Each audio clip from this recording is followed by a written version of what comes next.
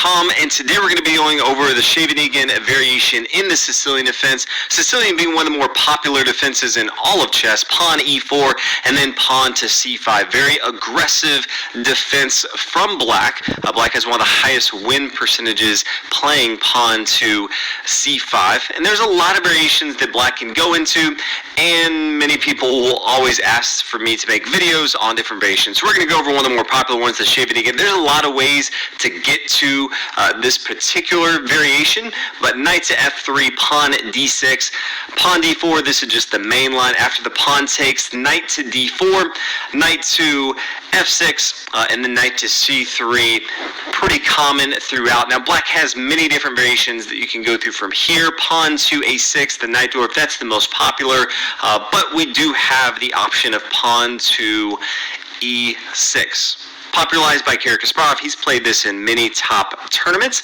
that we've covered on this channel as well, but it's a very solid defense from Black. Controls both of the d5 and the e5 squares. It's a lot of flexibility too. Has not committed to anything where something like pawn to e5 all of a sudden doesn't have as much control over the light squares. So something like bishop to c4 is more dangerous, although Black has a lot of good options, where pawn to e6, okay, bishop to c4 doesn't mean as much because Black can block the entire diagonal right here. So you're going to see the flexibility that it does have, but you can also see it's not as aggressive, not controlling any of the fourth rank at all, so just really waiting to see what White does. Now White does have multiple options, can be extremely aggressive, which we'll go over, and can play a slower game and say, okay, if you're going to wait, I'm going to wait as well, and see how you're going to develop, and then continue from there. So we're going to go over the main line, some of the things that I think about if I'm playing as White,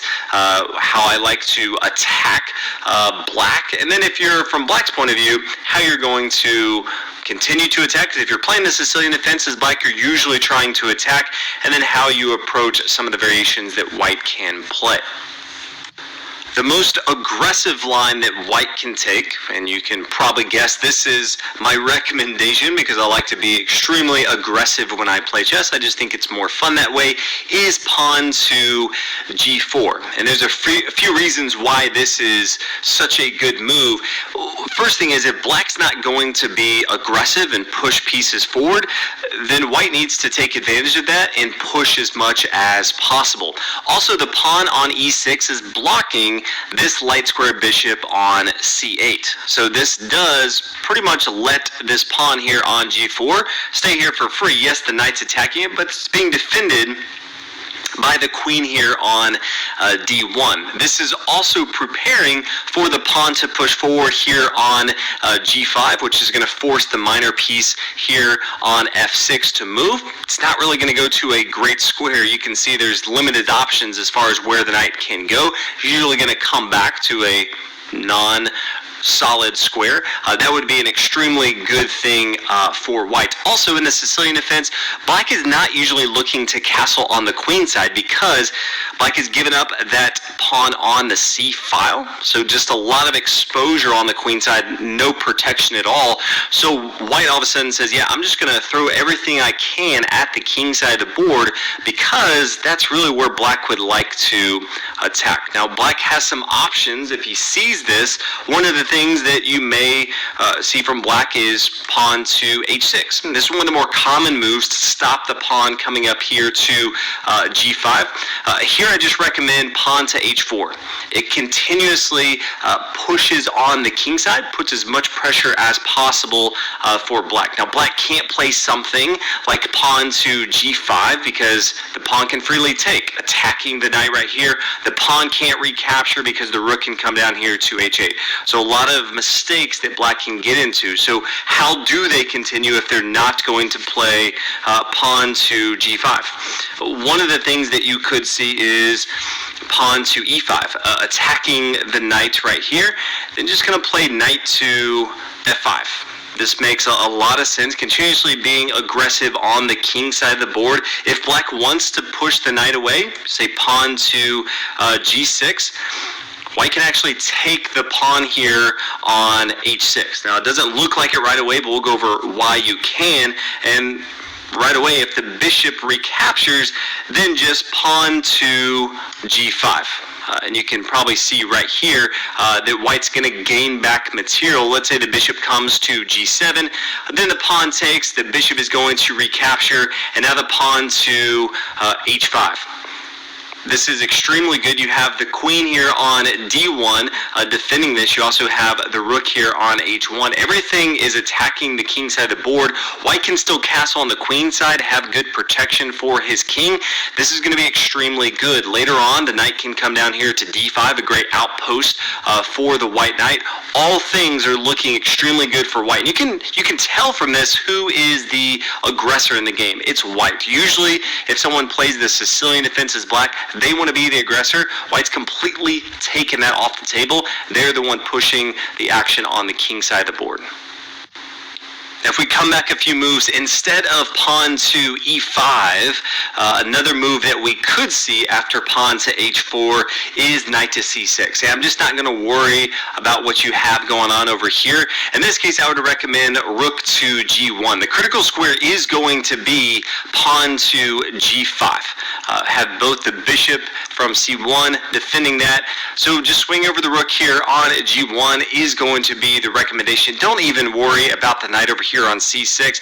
If your opponent wants to play the game on the queen side, that's fine. If they take, yeah, you're just going to have another attacker coming down with your queen to d4. That is going to be fine. Then we come back and say, instead of the pawn to h6, what if they try something completely different? So you play pawn to g4, and then they play pawn to e5. Say, I'm going to go ahead and attack this knight right here. Now, there's a couple options. I'll go over why I recommend what I do, because you could play knight to f5 right away. And this is a extremely good move. It's a great outpost for this knight. But you can see that this bishop can go ahead and take this right away. And really, black is looking to start to trade material, because they can sense the fact that white's putting a lot of pressure, and as soon as they can alleviate that pressure, the pawn structure for white's not that good. So this would be a good exchange for black. So because of that, we want the knight to come here to f5. First, we're going to do an in-between move, and that is bishop to b5. Yes, they're attacking the knight here on d4, but they're in check, so they have to do something. Now, there's a couple options that they have. Let's say they play bishop to d7. Okay, well, we can just exchange right here after the knight takes. Now we can come to f5. Much better position. Black can no longer take that. And instead, if they don't bring the bishop here, let's say they brought the knight to d7. Okay, well, don't even have to do anything right now. Could go ahead and play knight to f5, putting a lot of pressure on the king side, and black cannot force the knight away. So those are some of the options that you'll see once you play the pawn to g4. Now, that was an extremely aggressive move from white to play pawn to g4. And so a lot of players as black, they don't like to play this opening because of what happens if they play pawn to g4. So that's why the Najdorf is one of the more popular moves of pawn to a6. It just waits to see what their opponent's going to do. And so pawn to g4, not as good in this position. But we'll go ahead and look at some other variations, both so you can see what it would play as black, and then if you want to play some other variations as white, you can as well. The first one is we have the classical variation with bishop here to e2. Karpov used to play this quite a bit. Usually bishop to e2 just means you're castling on the king side for safety. That's not necessarily what this is looking to do. White still wants to be extremely aggressive. So even if white castles on the king side, this bishop is really eyeing down this h5 square and wants to be pretty aggressive. Both of these bishops eyeing down on the king side. So maybe from here, bishop to e7, castle on the king side, castle, and then pawn to f4. Now, white can play a little quieter, but I always recommend to be extremely aggressive. So f4 is the play.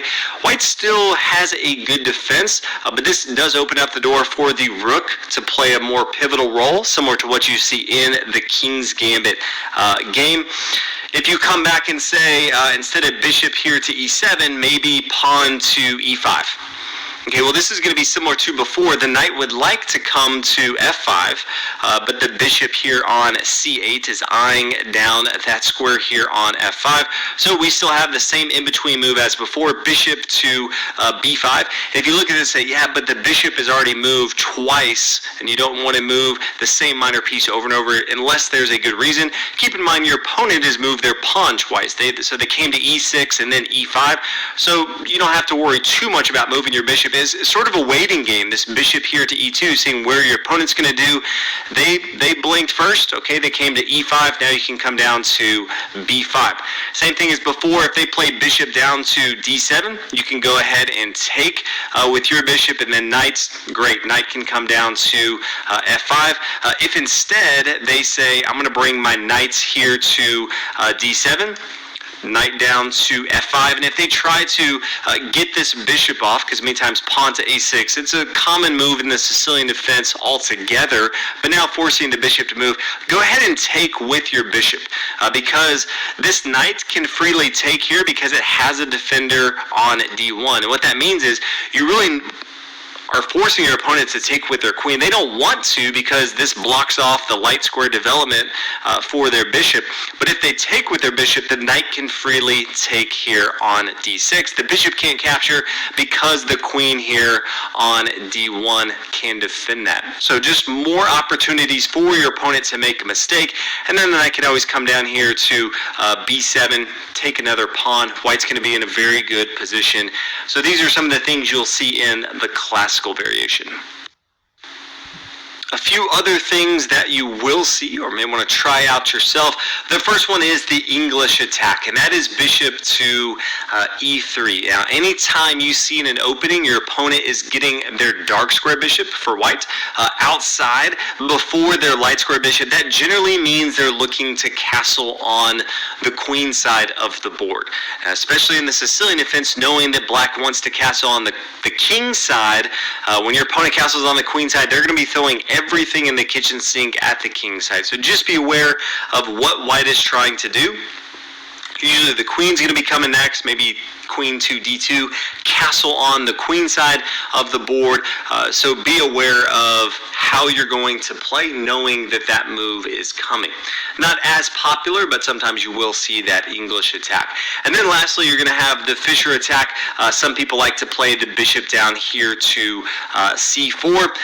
What's nice from black's point of view is it's easier to defend. Usually the bishop here on c4 is attacking the pawn on f7, and the only piece defending that is the king, but the pawn here on e6 is blocking this defense, so it does not have to worry about it as much. So those are some of the main lines that you will see.